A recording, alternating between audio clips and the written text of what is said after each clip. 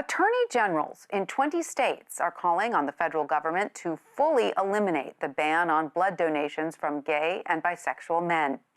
Since the AIDS epidemic of the 80s, gay and bisexual men have been banned from donating blood under Food and Drug Administration rules. In 2015, the FDA relaxed the rule so men who had abstained for a full year could donate. And then last month, in response to the coronavirus, the FDA fast-tracked new guidance to shorten that period to 3 months.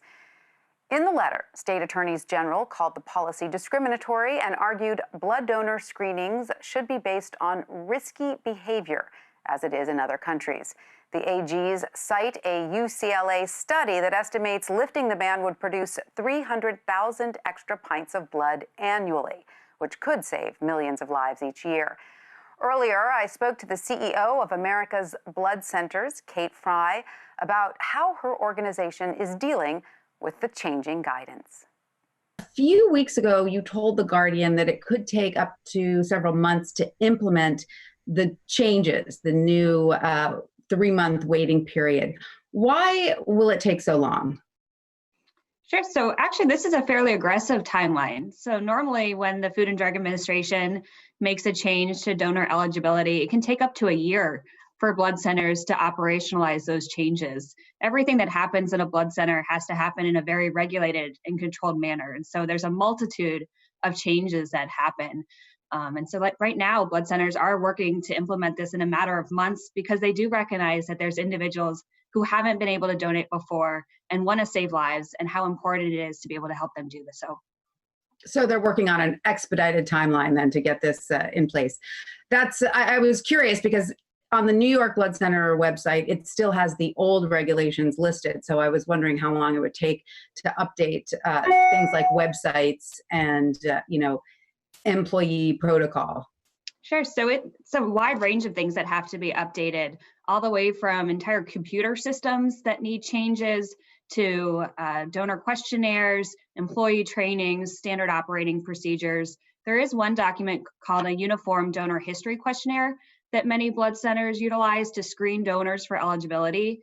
That's a document that's developed by the standard setting organization for the blood community and reviewed by the FDA, and that has not been completed yet. So that is adding some delays to the blood center timelines as well. And as you know, there is sort of a growing push to eliminate even this 3-month waiting period. 20 attorney generals from 20 states just sent a letter to the U.S. Department of Health calling for the elimination.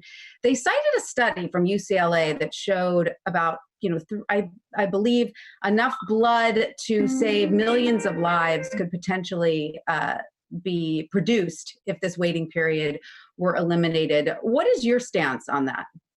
Sure. So the blood community is very supportive of the recent donor changes that were made, and we're hopeful that the Food and Drug Administration will go even further. We are supportive of donor screening based on individual behaviors, not based on sexuality or gender identity. And so we know the FDA is working on those studies right now. The blood community is supporting and participating in them in order to hopefully be able to see changes in the future. All right. Well, Kate Fry, thank you so much for joining us and explaining to us what your community is working towards. And thank you again. Thank you. More than 180,000 Americans have now recovered from COVID-19, and many are eager to donate their plasma in the hopes it could benefit others fighting the virus. Charles Ferrugio is one of those people, but he has been unable to donate because of the ban on blood and plasma donations from gay men, and he joins us now. Charles, welcome. Thank you so much for being with us. First off, we understand you had a very nasty experience with the coronavirus, which led you to be hospitalized for several days. Can you tell us a little bit about what you went through? Sure. I started getting sick early in the month of March, and immediately I knew that it was something very different than just a regular cold. And very quickly it turned into high fever, chills, sweating, and I didn't have the classic symptoms of the breathing and the breathing problems and the cough Mine were really sort of abdominal and gastrointestinal. So it sort of threw things off.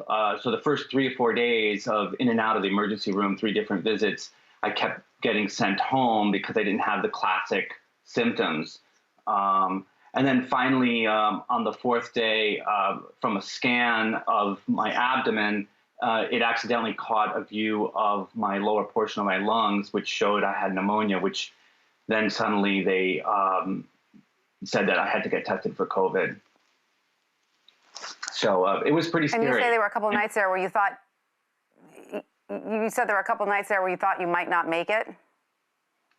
Well, yes, I remember specifically Monday was March 16th. It was the first day that I was in isolation.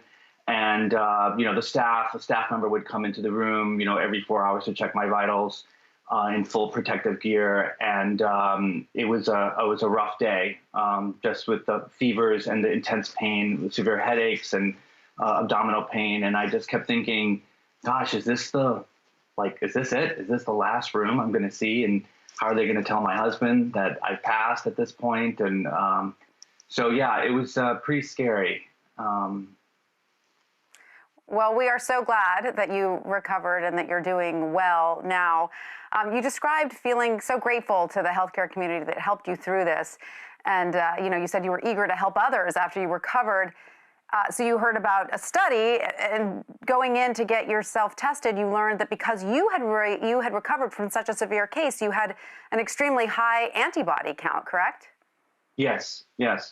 I also was surprised because I don't have any underlying health issues, and I'm a pretty fit person. I run marathons, and so it really caught me by surprise how hard I got hit.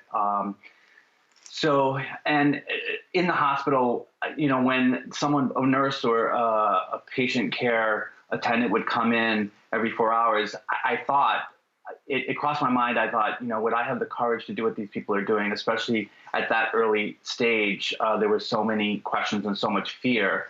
And so when I finally did recover, I really felt an urge to really be part of helping in some way. And I had seen an ad on social media that Mount Sinai was doing a study for plasma for this convalescent therapy. And I thought I would take part of it. When I did that, I tested with a high antibody count, and told me that I was told that I would be a good candidate for blood donation. Which, of course, made you happy because you thought you'd be able to help. And then you went into the New York Blood Center to try and donate your plasma. And what happened then? Well, I was surprised when I first got there. There was a big sign on the door that said emergency blood shortage. And I thought, I was glad to be there. And I was brought in, and there's a questionnaire that we're given. It's done on a laptop. And I sort of went through the questions, and maybe about 50 questions or so. And there were others as well set up at different laptops.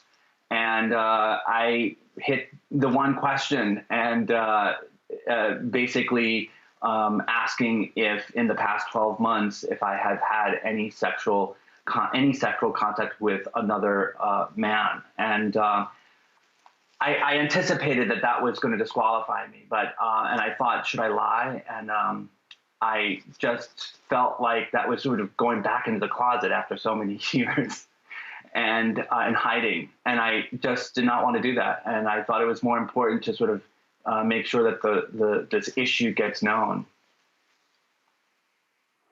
And then, of course, when you did fill out the questionnaire, you were immediately dinged. How did that make you feel, especially at this moment when there is a blood shortage, and especially when you have such antibody-rich plasma that is so valuable at this moment? It was incredibly disheartening, and it was a mix of feelings. My buttons were pressed. I felt shame. I felt angry. I was furious and frustrated. And the staff at the New York Blood Center sort of explained the situation and the delays and all that. But I couldn't help leaving really pretty sort of despondent and sort of, at a loss that I couldn't take part in helping others.